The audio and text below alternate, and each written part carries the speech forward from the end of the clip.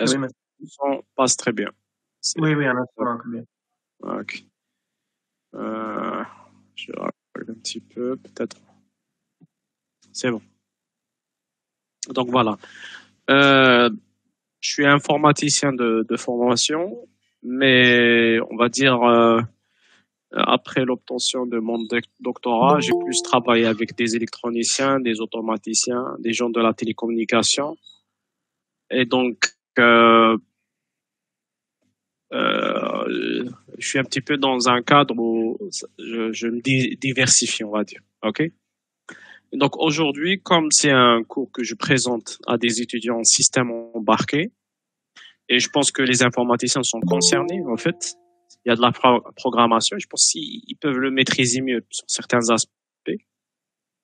Donc, je vais faire une introduction à l'IoT, ok, d'un point de vue protocole, et vous donner une idée un petit peu comment vous allez, quels sont c'est-à-dire les protocoles qu'il faut programmer, etc.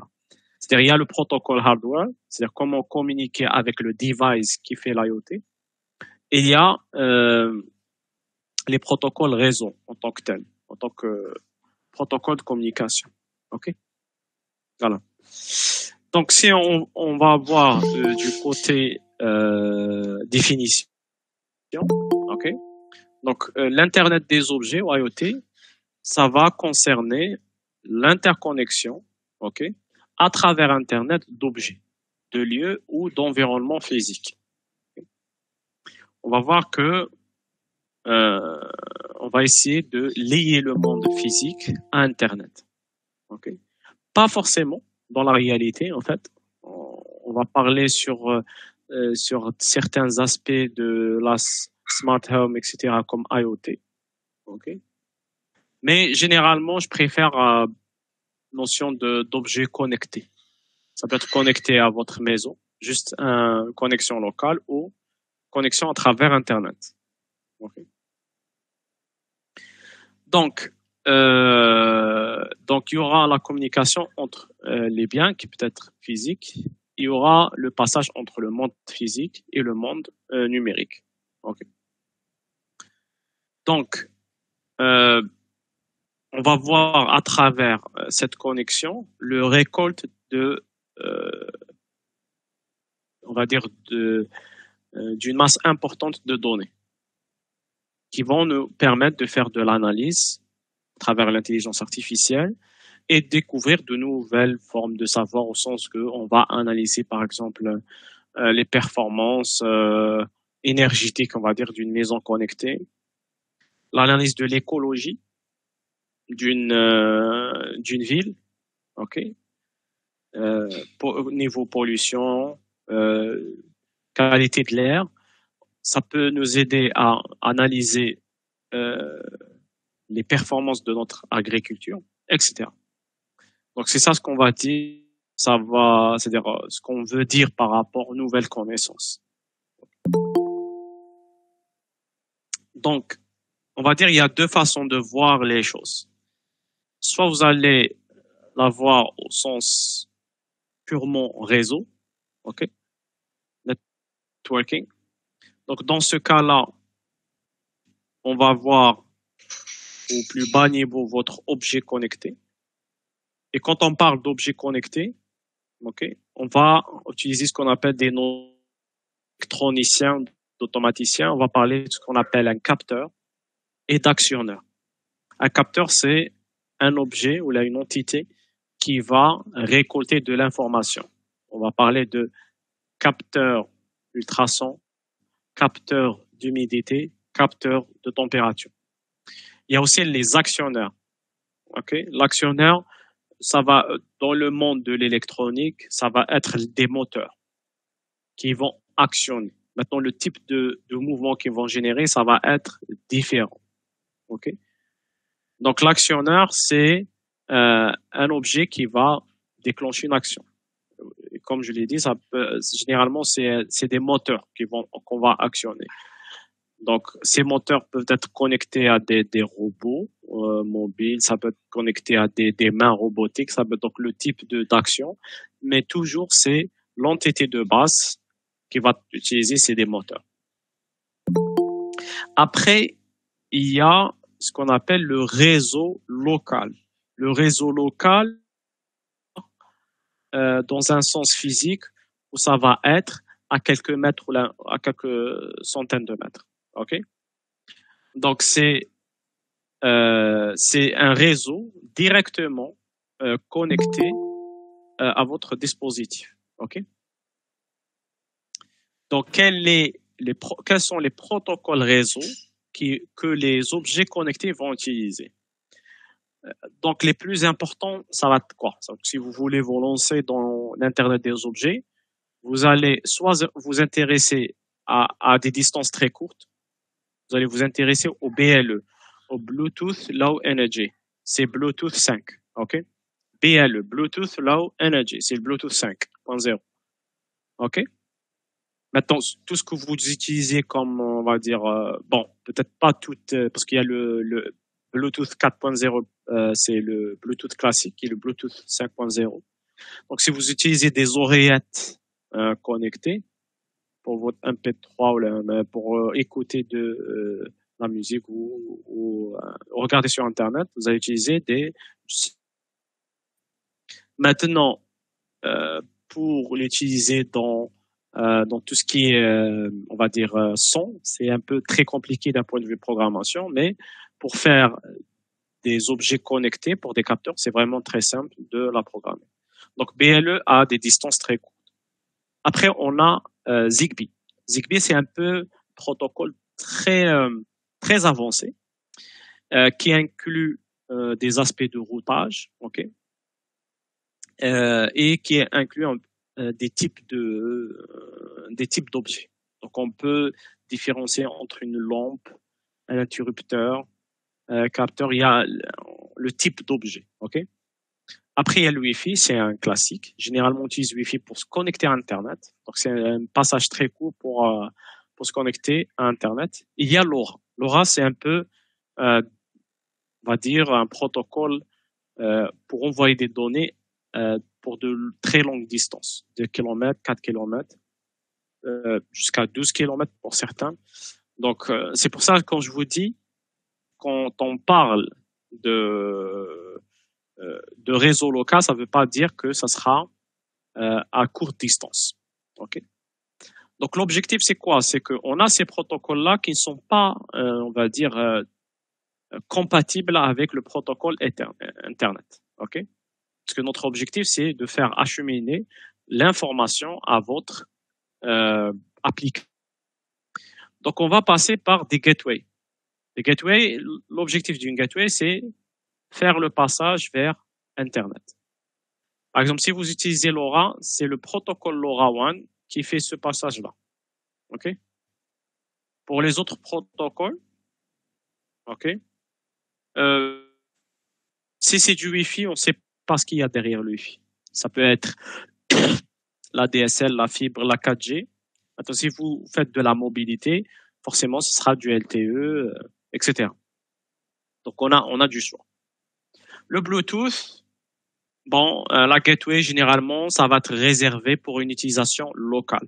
OK? Donc, on va utiliser une gateway Wi-Fi. OK? Et cette gateway Wi-Fi vous permet, en fait, généralement, on utilise dans des smart homes. Ça vous permet d'accéder à vos objets. Donc, au lieu d'utiliser le Bluetooth directement, vous allez, le BLE va se connecter à la gateway et vous pouvez accéder à travers votre téléphone en utilisant le Wi-Fi, d'accéder à ces informations-là. Ou vous pouvez utiliser le téléphone directement. Mais c'est ça pour vous expliquer pourquoi on a besoin des gateways. Donc, généralement, si vous êtes dans un scénario de smart home, la gateway va en fait rassembler tous les protocoles. Donc, on peut avoir des objets connectés en local, hein, des objets connectés qui vont utiliser soit le Wi-Fi, BLE ou Zigbee. Et vous allez connecter à la gateway à travers le Wi-Fi pour avoir de l'information ou de contrôler les objets. OK. Donc, après, on a dit les protocoles Internet et ici, il y a les serveurs cloud qui vont récolter cette information-là. Et derrière le serveur cloud, vous allez retrouver les applications clientes que vous allez utiliser. Maintenant, si on voit d'un point de vue, on va dire, applicatif plus que réseau, ok. Donc, on va avoir d'autres couches. Donc, par exemple, cette décomposition est due à Gartner. Donc, c'est plus pour le business, etc., pour expliquer les différentes couches. Donc, l'aspect sécurité, c'est un aspect orthogonal à toutes les couches, mais qui doit exister à tout niveau. Donc, on a au plus bas niveau, c'est la couche des devices, donc des périphériques. Ça ressemble à ça. Après, il y a l'aspect de communication. OK? Donc, c'est là où il y a tout l'aspect réseau. Donc tout l'aspect réseau va être, donc, tout cet aspect-là va être ici. Après, il y a l'aspect de l'information. Donc, ce qu'il faut savoir que l'information soit va être stockée comme données ou à travers des événements. Ça, c'est important. Vous allez retrouver beaucoup cet aspect d'événements. OK? Donc, s'il y a des événements, il faut avoir une couche function, OK, qui va gérer soit des flux de traitement, traiter les événements s'il y a des actions à faire, l'analytics, machine learning, OK, et d'autres aspects. Donc, je suis pas très familier par tous les aspects. Donc, il y aura ça. OK. Et donc, quand il y a cette partie fonction qui va traiter soit les événements, soit les données qui sont stockées, après, il faudra donner du sens à un utilisateur au niveau, c'est-à-dire l'utilisateur de l'application business. Vous n'allez pas lui montrer les résultats de votre machine learning en tant que, c'est-à-dire un aspect théorique, mais vous allez vous donner des indicateurs qui ont du sens à l'utilisateur final. OK? Donc, l'aspect réseau, il est là, mais tout ce qui est les trois couches, c'est pour donner du sens à ces données-là. OK? Donc, comment les stocker, le traiter et le présenter. C'est-à-dire, on va dire, donner un résumé qui a du sens à un gestionnaire. Donc, on utilise quoi au niveau des dispositifs? OK? Peut-être vous n'êtes pas très familier avec ça, mais bon, on travaille avec des électroniciens, on a travaille avec divers, on va dire, dispositifs embarqués. Donc généralement, quand on veut faire des tests expérimentés, le premier microcontrôleur qu'on peut conseiller, c'est l'ESP32. L'ESP32, ce qui est intéressant, c'est qu'il prend en charge deux protocoles, le Wi-Fi et le BLE, Bluetooth Low Energy. OK? Et à travers même un IDE Arduino, vous pouvez avoir des applications simples. On en a montré quelques-uns, comme avec la voiture connectée, etc. Vous pouvez retrouver sur ma chaîne YouTube. Ils ont même fait la présentation à l'UNTV. Donc, il y a des aspects, même facilement, on peut construire des applications. Il y a le XBee pour le Zigbee. On a fait quelques expérimentations avec. Ce qui est important, je ne l'ai pas mentionné, c'est que le Zigbee, il prend en charge le routage. Donc, on peut l'utiliser, je ne sais pas, c'est bon. OK. Parce que là, après, je vais aborder les protocoles. OK. Je vais entrer en détail de ces protocoles. Donc, le XBee, c'est pour le Zigbee. OK. Donc, ici, on a BLE Wi-Fi. Ici, le Zigbee avec XBee. Maintenant, ce qui se vend en Algérie, c'est pour le XBee 2.0. Donc, si vous voulez avoir un protocole plus récent, ça serait de chercher XBee 3.0. OK? Et on a LoRa. LoRa, c'est vraiment une révolution. On est en train donc depuis 2 ans qu'on est en train d'expérimenter avec les étudiants. Cette année,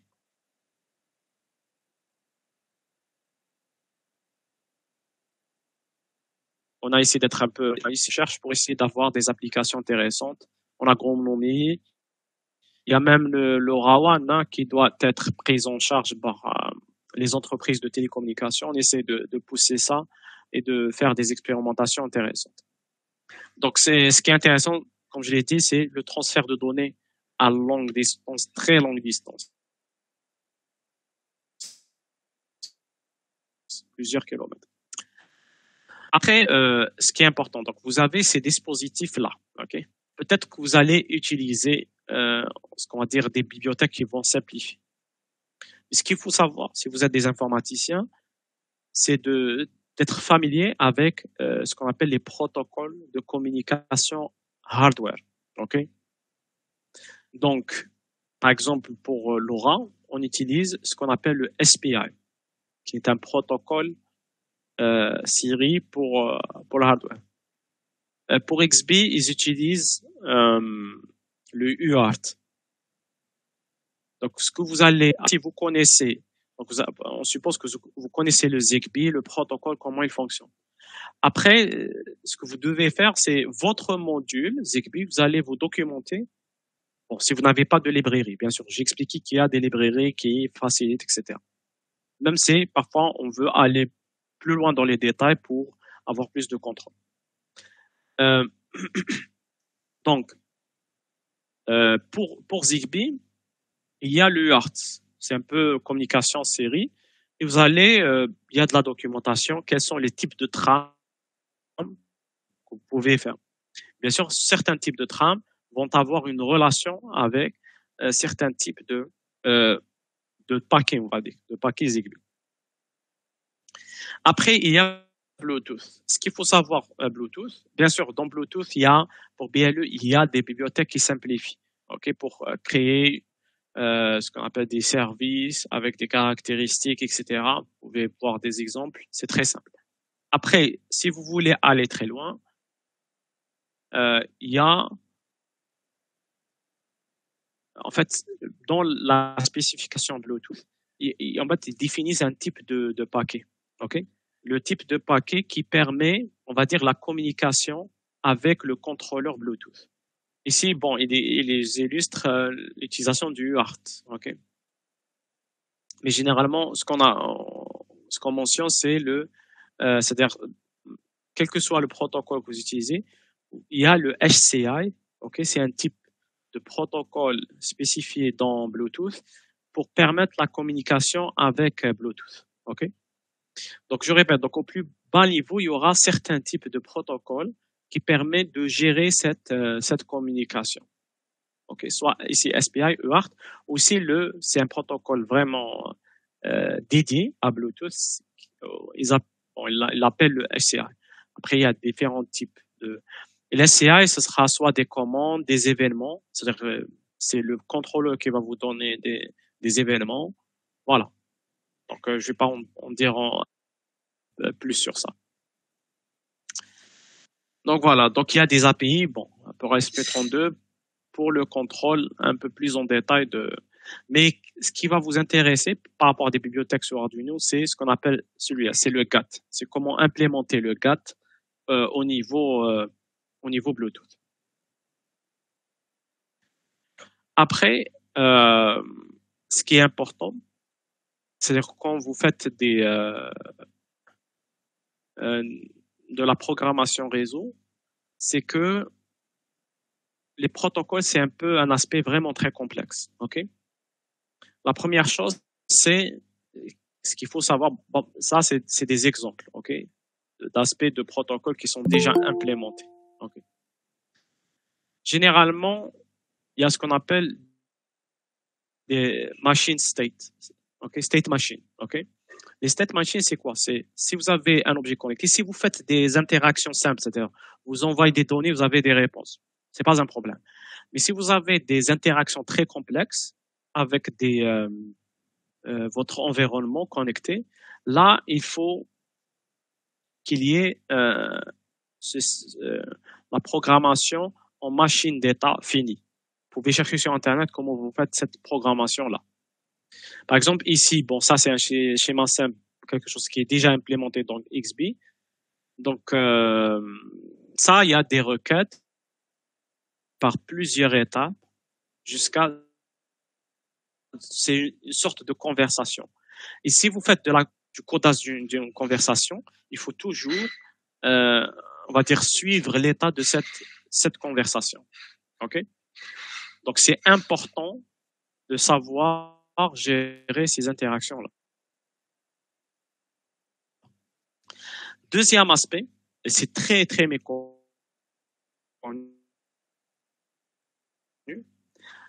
General, c'est une bibliothèque de Zigbee pour l'implémentation des aspects haut niveau de Zigbee. OK? Je ne vais pas entrer dans le détail. Donc, il y a le ZCL, Zigbee Cluster Library, ZDO, etc. Ce que vous devez garder à l'esprit, si vous utilisez du C, si vous utilisez du C,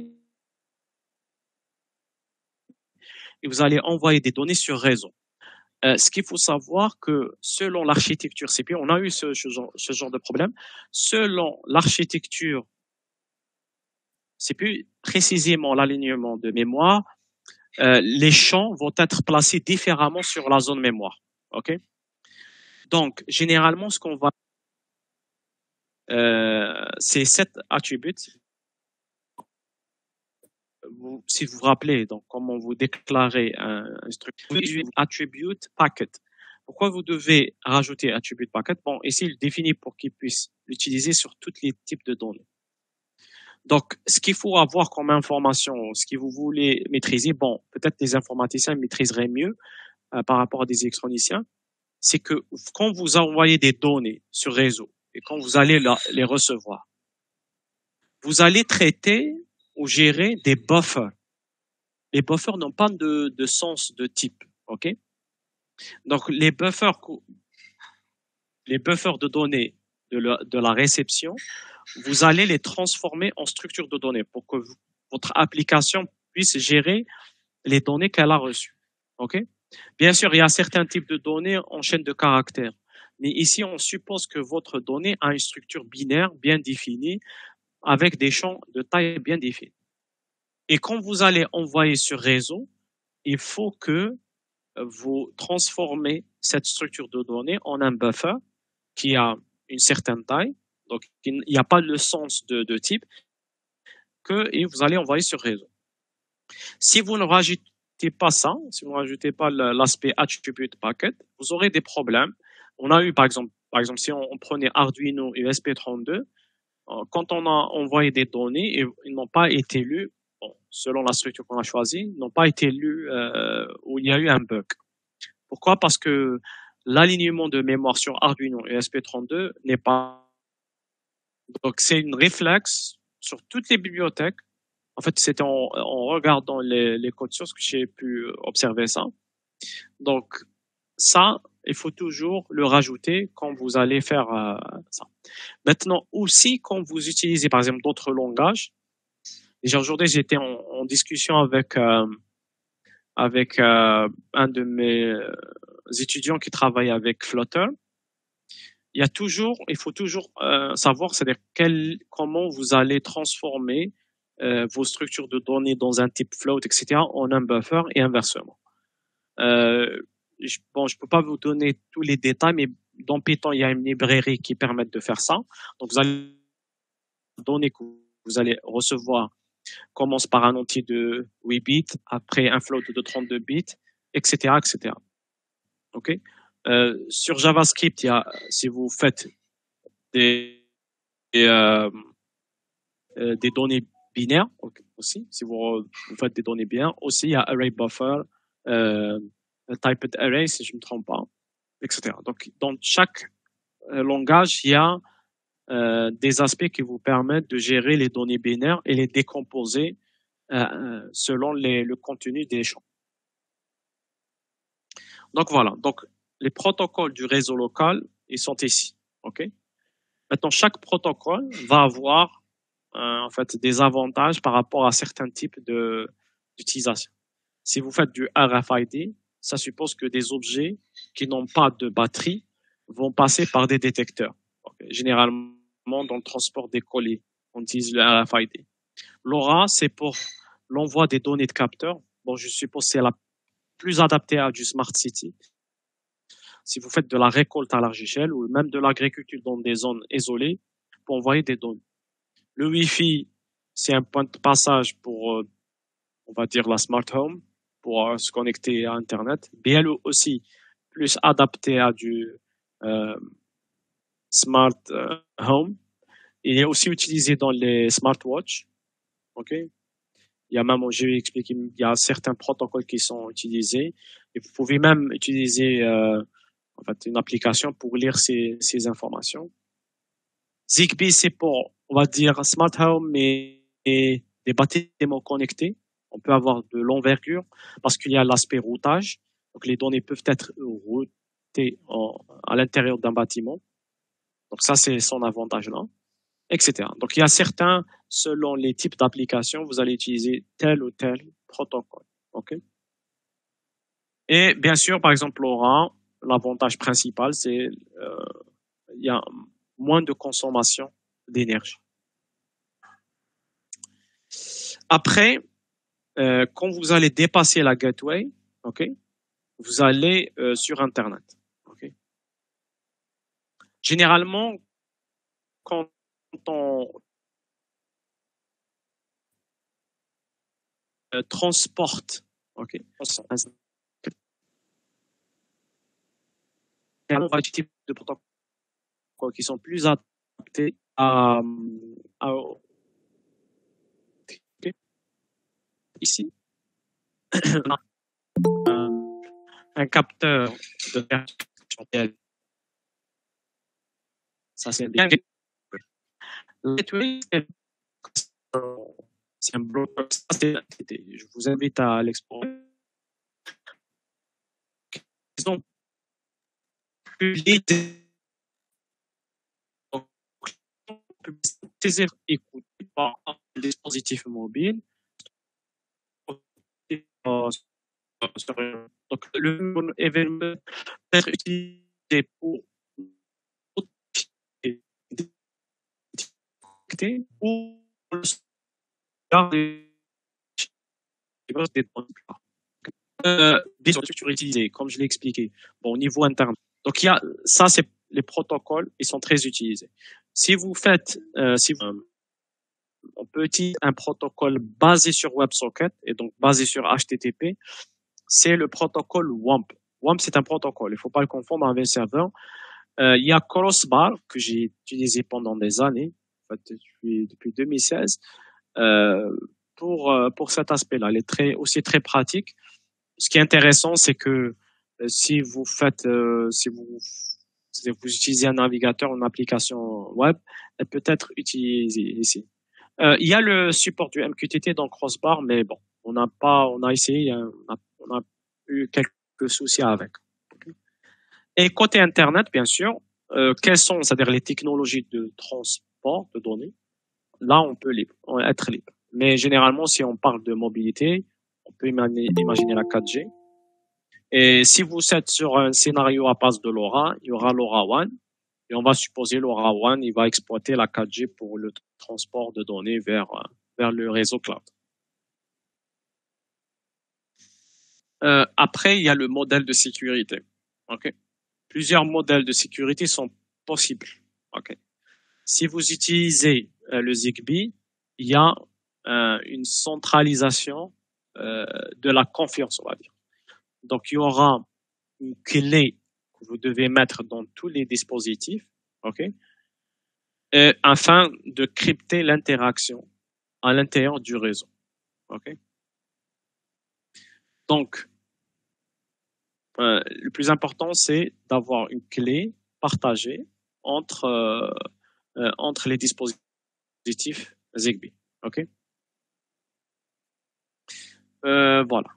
Ça, c'est donc pour Zigbee, c'est une clé partagée. Pour Bluetooth, il y a l'utilisation, vous avez l'habitude d'utiliser, c'est le code PIN. Donc, vous allez introduire le code PIN qui va permettre l'authentification et aussi après le cryptage. C'est ça ce qu'il faut savoir. Donc, c'est un début de mécanisme qui va permettre l'authentification entre on va dire, c'est le pairing, hein, c'est au début, mais aussi le cryptage, il va aussi servir après pour, c'est-à-dire si on garde la session active. Ok. Pour LoRaWAN, c'est un peu plus évolué et un peu plus. Donc, pour LoRaWAN, ce qu'il faut savoir, il y a deux. Bon, si on parle la version la plus récente. C'est important dans LoRaWAN, comme c'est un réseau plus ou moins ouvert, on veut que seule votre application puisse accéder aux données des capteurs. Donc, ce qu'on sait, c'est qu'il y a un cryptage de bout en bout pour l'application à travers la clé de session de l'application. Il y a aussi la clé de session du réseau. Généralement, on peut crypter, si je ne me trompe pas. Il y a aussi la vérification, parce que le plus important pour le serveur de réseau, c'est de vérifier que, parce que avant de pouvoir envoyer des données sur le réseau LoRaWAN, il y a tout un mécanisme qui permet à un objet LoRaWAN de rejoindre le réseau. Okay? Dès que vous rejoignez le réseau, vous allez avoir deux clés. La clé de session de l'application et la clé de session du réseau. La clé de session de réseau, principalement, ça va permettre d'authentifier les devices. Donc, on est sûr que tel ou tel device, donc il n'y aura pas d'usurpation d'identité. Et pour la clé de session de l'application, c'est pour crypter toute l'interaction avec le serveur d'application, pour qu'il n'y ait pas d'espionnage, on va dire, des données. Parce que quand on se connecte sur LoRa, il n'y a pas de filtre. Tout est ouvert et tout le monde peut écouter. Et ce qui est encore plus dangereux, c'est qu'on peut écouter l'information, on va dire, à plusieurs kilomètres. Et bien sûr, le classique, on va dire, hein, le TLS et le SSL, pour une grande partie des protocoles, se basant sur IP. HTTPS, FTPS, bon, SFTP, si je ne me trompe pas. Donc, tout ce que vous avez, même, on a parlé de MQTT, ok. Comme MQTT se base sur un protocole en TCP/IP, on va pouvoir rajouter de la sécurité à travers ce qu'on appelle les certificats X509. Et ce qui est encore mieux, que vous pouvez l'obtenir gratuitement à travers l'Unscript. Voilà. Donc, certificat elle contient le sujet, c'est-à-dire le sujet, c'est-à-dire on va identifier l'entité qui est certifiée, qui a certifié, l'issuer, ok. Et bien sûr, on va avoir la clé publique et la signature de l'entité d'identification. Il y a d'autres types d'informations qu'on peut avoir, mais principalement c'est ces points, ces champs qui nous intéressent le plus. Après, il y a la partie cloud. Donc, il y a plusieurs providers, Google Cloud, AWS, Azure, Huawei aussi, je ne l'ai pas inclus ici. Donc, c'est un cours que j'ai présenté aux étudiants. Donc, je suis pas familier pour les solutions Huawei, mais je suppose qu'ils ont des solutions pour l'IoT. Donc, généralement, ce sera du PaaS. Pourquoi PaaS? Donc, Platform as a Service, pour que vous n'avez pas à se soucier de la charge. Si vous êtes amené à concevoir une application qui doit gérer beaucoup d'événements, d'objets connectés, il faut commencer par le cloud. Si vous avez des petites expérimentations, peut-être vous n'avez pas besoin. Peut-être il y a des solutions tout prêtes, ok, pour MQTT ou autre. Bon, je suis pas très familier, mais voilà. PaaS, c'est vous gérez un très grand nombre d'informations, de données. Après, il y a les bases de données, qui est un point très, très, très, très, très important. Donc, si vous utilisez, généralement, on connaît ces trois, hein. Oracle, MySQL, il y a MariaDB, son cousin, open source, son cousin pas open source, mais plus ouvert, Postgres. Ça, c'est les bases de données relationnelles. Mais maintenant, ce qu'il y a, c'est les bases de données non relationnelles. Cassandra, RetangDB, MongoDB, Elasticsearch.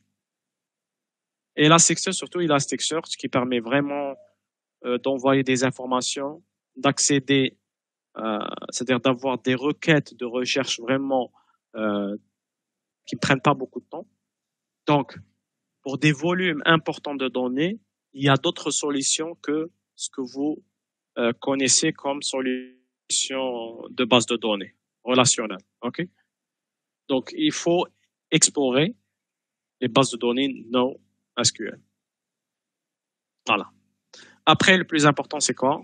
C'est d'avoir une pipeline. Si je suppose, bon, il y a différents types de use case, mais si vous faites on va dire, du traitement de l'exploitation des données, donc vous allez avoir plusieurs étapes. Certaines des étapes, vous allez les publier ou vous allez les faire à travers ce que je vous ai présenté, ok? Donc vous regardez aussi, donc il y a le cloud PubSub, donc tout ce qui est comme MQTT, etc. Transfert de données, etc. Donc, tout ce qui est transfert de données, ok? La capture de données. Après, il y a un aspect de traitement, ok? De stockage, et après l'analyse. Après, vous pouvez passer par des outils d'intelligence artificielle pour avoir de l'analytics. Ok. Donc voilà. Donc ça, c'est les étapes. Vous allez donc du début jusqu'à la fin. Bien sûr, il faut maîtriser, c'est-à-dire préparer tout ce qui est aspect réseau, les objets connectés, etc. Après, vous pouvez faire le reste sur le cloud. Voilà. Et je termine ici.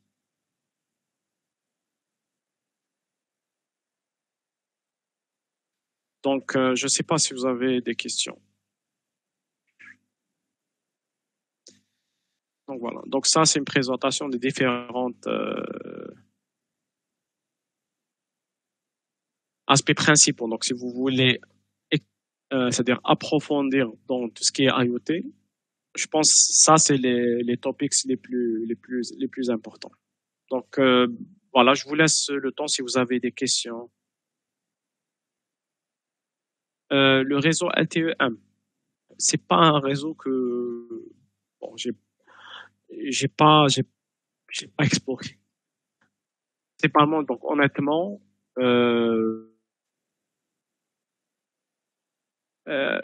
ce que j'essaie d'expérimenter, c'est vraiment LoRa, BLE.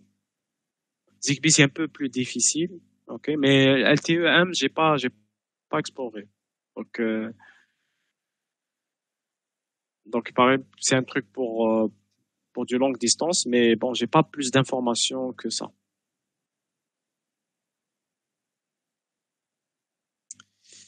Voilà.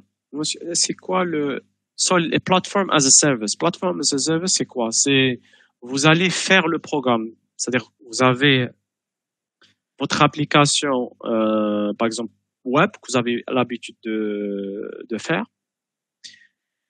Après, ce qui est l'avantage de PAS, c'est que vous allez avoir de la scalabilité automatique. C'est-à-dire, si vous avez une augmentation de la charge, le cloud va prendre va prendre en charge cette augmentation de charge. Okay. Maintenant, si vous aviez à gérer vous-même, c'est-à-dire vous allez gérer tout l'aspect serveur s'il y a une augmentation de charge. Okay. Maintenant, même par rapport à cet aspect-là, on est allé encore plus loin avec les functions as a service. C'est-à-dire on implémente un traitement, juste une fonction de traitement, elle prend en entrée la donnée et elle va soit stocker, soit générer un événement, etc. Voilà. Donc c'est ça l'aspect important. Donc vous allez faire, je sais pas, une application avec .NET ou avec Python, etc. Avec une gestion de scalabilité. S'il y a une augmentation de charge, on va mettre en service d'autres serveurs de charge. Mais en même temps, la facture va changer selon la charge que vous avez sur votre sur votre application, on va dire. Voilà. Donc, je sais pas si vous avez... Donc, on peut faire un serveur cloud avec messagerie. Messagerie de quoi? Messagerie de quoi? Si c'est un serveur de messagerie, ça sera l'infrastructure as a service. Si vous faites de l'applicatif, ce sera, c'est-à-dire vous allez coder votre...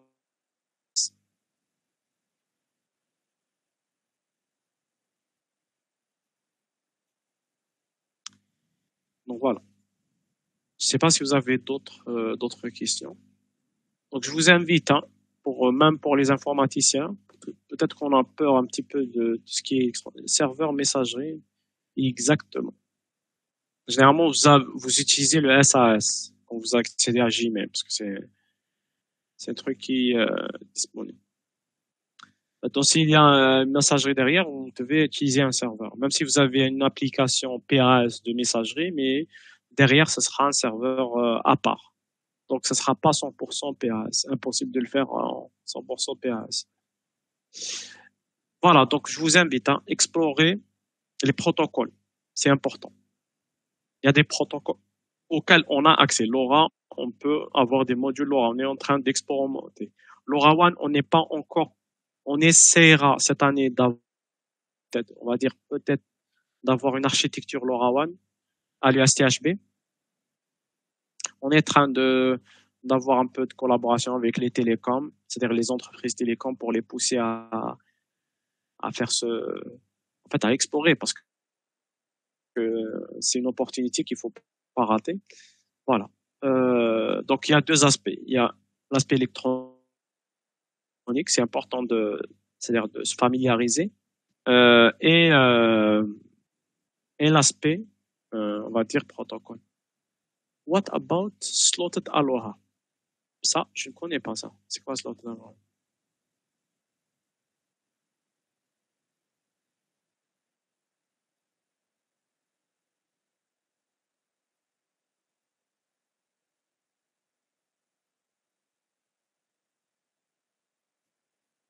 Je ne connais pas ça.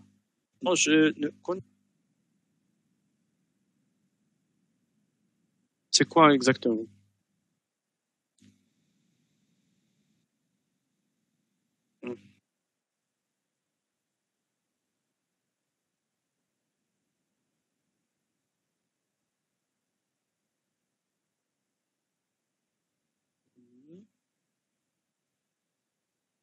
Ça, c'est pour un transfert au local. Je pense pas que c'était à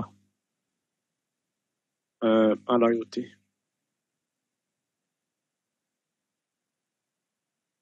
Ah, c'est pas un protocole moderne. Voilà. Est-ce qu'il y a d'autres questions? Bon, je vais juste partager quelques trucs. Quelques, on va dire, attendez.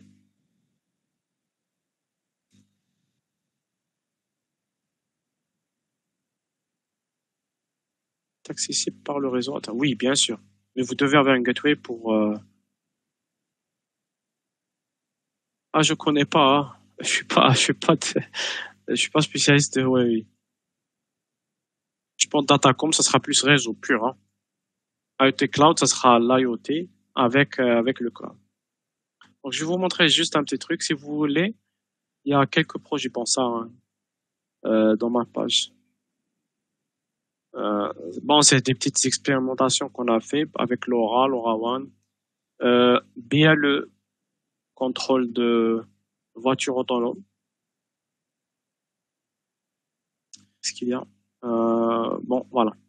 Bon, il y a d'autres aspects, mais voilà. Il y a, pour l'instant, bon, l'année dernière, c'est juste, il y avait un atelier parce en électronique, on fait pas juste des PFE. Donc, il y a ces deux expérimentations.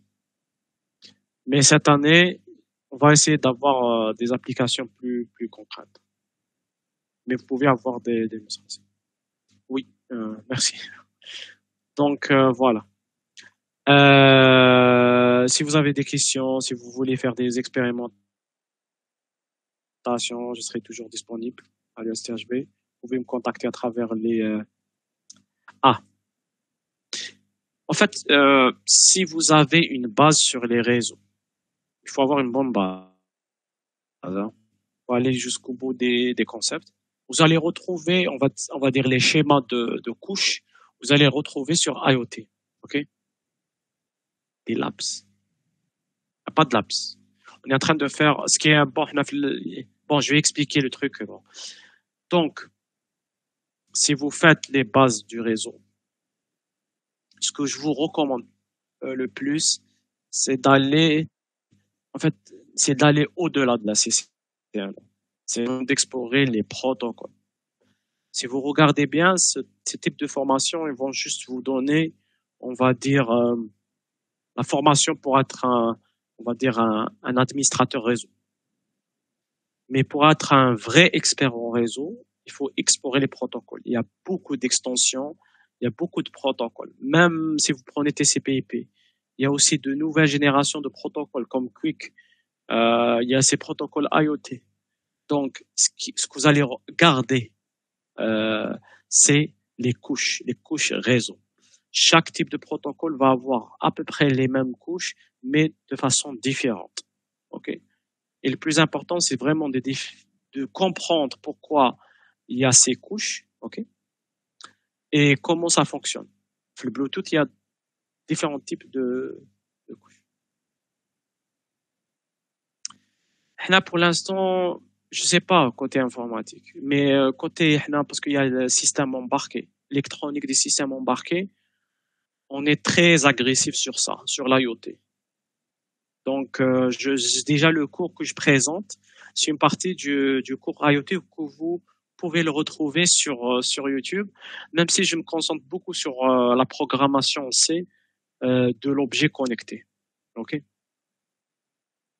Madame qui m'a dit, monsieur a des labs à l'USTHB. Bon, fait électronique, on a des ateliers. Et bien sûr, à travers le truc les startups, on a des Fab Labs qui vont permettre aux étudiants on va dire, de faire des essais, etc. Mais même pour les licenciés, on a genre un atelier, on va regrouper les étudiants pour travailler sur des idées communes ou là pour une seule expérimentation. Donc, parfois, ce que je vais essayer de faire, c'est vraiment d'avoir parfois des informaticiens, par exemple, tu as GTR, etc., qui travaillent avec des électroniciens pour l'IoT. Donc, l'informaticien, il va faire l'application, il va coder une partie du réseau, et l'électronicien va faire la partie électronique pour le test. Okay. Donc, pour l'IoT, c'est vraiment, il faut faire un bon effort pour côté, parce que je comprends. Ça a été le cas pour moi. On peut se sentir un peu complexé de l'aspect électronique, mais il faut pas avoir peur. Il faut essayer de passer autre. Et je trouve d'un point de vue programmation, l'informaticien va assurer mieux, je pense. Il va comprendre mieux les concepts, il va se mettre à l'aise par rapport à la programmation. Bien sûr, ce qui va rester, c'est cet aspect des capteurs, etc. Donc, il faut faire le pas. Il faut prendre, ce que je vous conseillerais, prendre un ESP32, essayer de faire des tutos, essayer de comprendre la base de l'électronique. Et bien sûr, aussi se lancer sur les protocoles un peu IoT, MQTT, etc. Là, je suis pas spécialiste de Cisco. Hein. Je suis quelqu'un qui fait du réseau en dehors on va dire, c'est pour vous expliquer. Si je m'intéresse à un protocole, je prends les spécifications et je lis. Donc, j'ai pas un aspect un peu professionnel. Hein. C'est-à-dire, je m'intéresse au protocole, je m'intéresse au réseau. Donc, le réseau, ça veut dire quoi? Il y a des spécifications. OK? C'est quoi une spécification? Je vais vous montrer. Bon, je prends. Je fais ça. Je vais vous montrer bien. Je te fais un mot bien. Quand vous abordez des protocoles, OK? Je prends, par exemple, un truc, on va dire IoT, je sais pas. Non. J'ai un truc ici. Voilà. Je prends ça. C'est ça une spécification.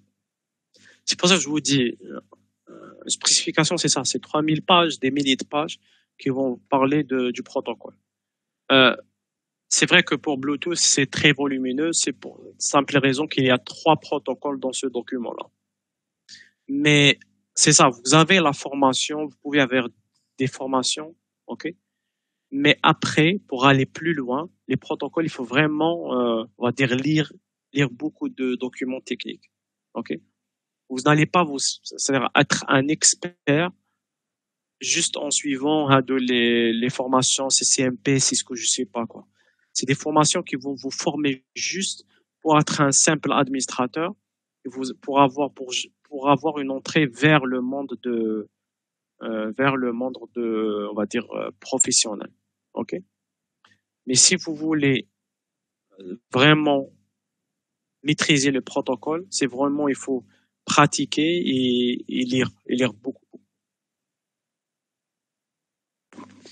Il y a pas de sauce secrète, hein, je vous dis. Hein. Vous pouvez commencer par des tutos.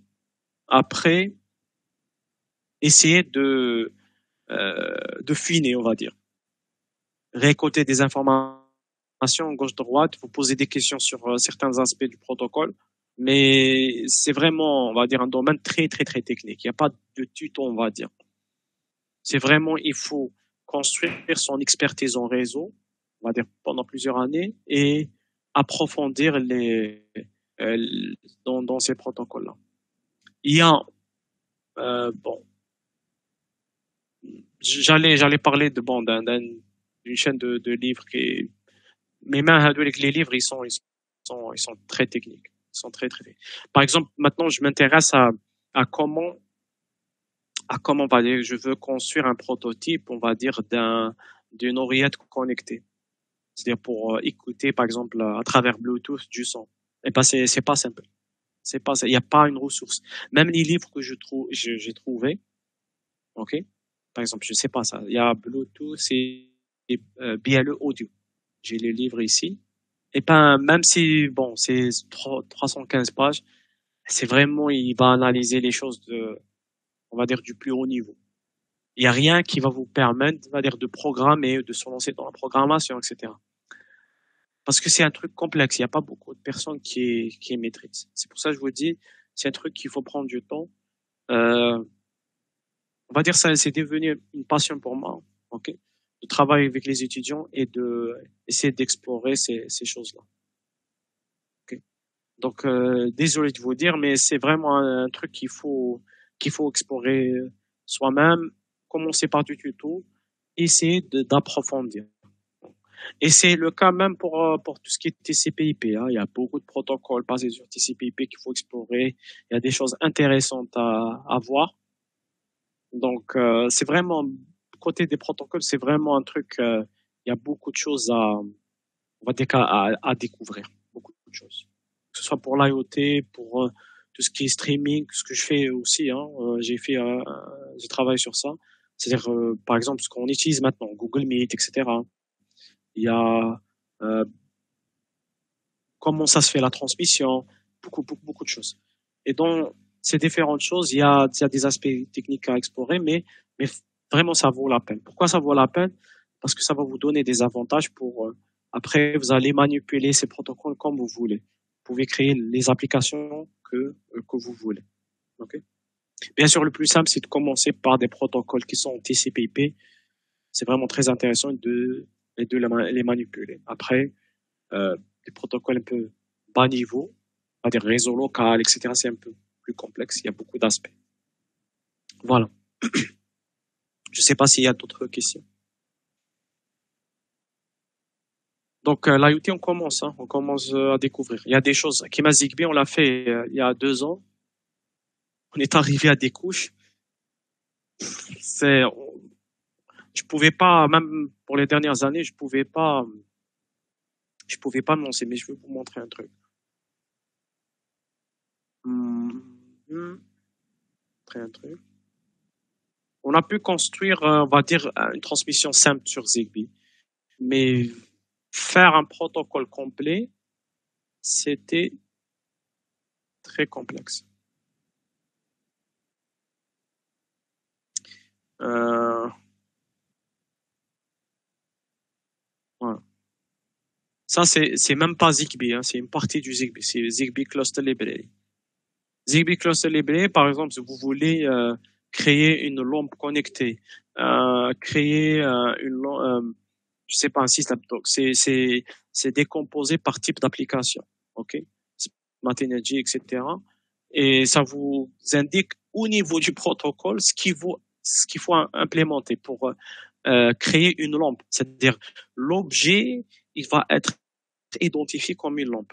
L'objet, il va être identifié par un système de climatisation. C'est vraiment très complexe. Tellement complexe, bon, on a commencé à explorer le protocole, comment il fonctionne, mais vraiment pour pouvoir implémenter, ça va, c'est très complexe. C'est-à-dire, je pouvais pas vraiment, c'est-à-dire intégrer des étudiants pour faire ça. Mais bon, mais il faudrait un moment explorer ce protocole et le maîtriser. Mais ça doit être l'effort de tout le monde. Ok? Il faudrait qu'à l'université, qu'on puisse avoir cette culture. Il faut expérimenter. On a eu des problèmes hein, par rapport à même l'aura avec des modules qui ne marchent pas, etc. Mais il faut ça, il faut explorer. C'est pour ça que je vous dis flyoter et la formation qui va te donner le tout. Il faut prendre, il faut explorer, il faut foncer. Peut-être dans IoT plus que dans d'autres types on va dire d'applications. Voilà. Est-ce qu'il y a d'autres questions?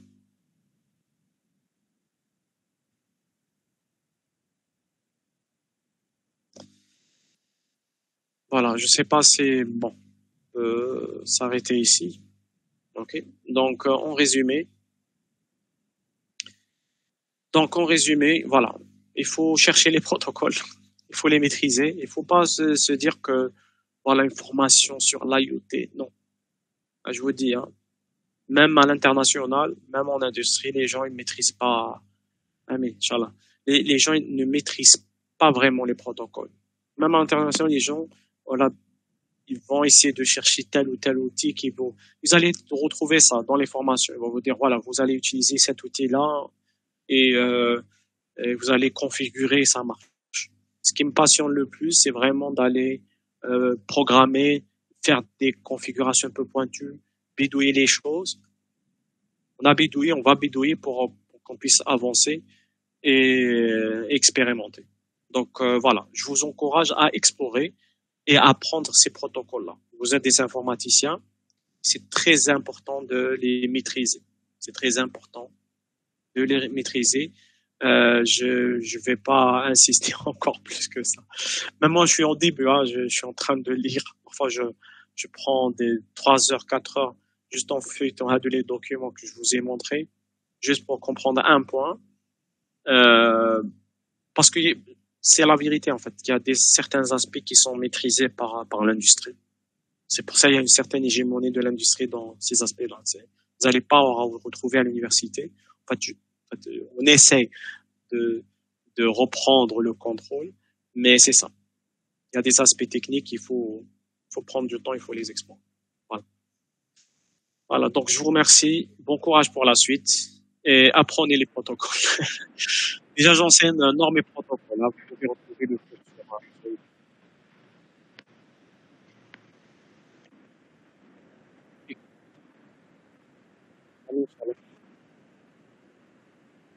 ماشي مشكل. C'est toujours bienvenu car à tout moment, il y a toujours dans les protocoles ce que vous voulez. J'ai déjà présenté pour le GDG l'année dernière et c'est un truc que je vais pas arrêter à présenter. Il y a beaucoup de choses à discuter. Voilà. Je vous remercie. Au bonne soirée, au bon week-end, Inch'Allah. Salam alaikum. Yatik saha Ramzi. Pour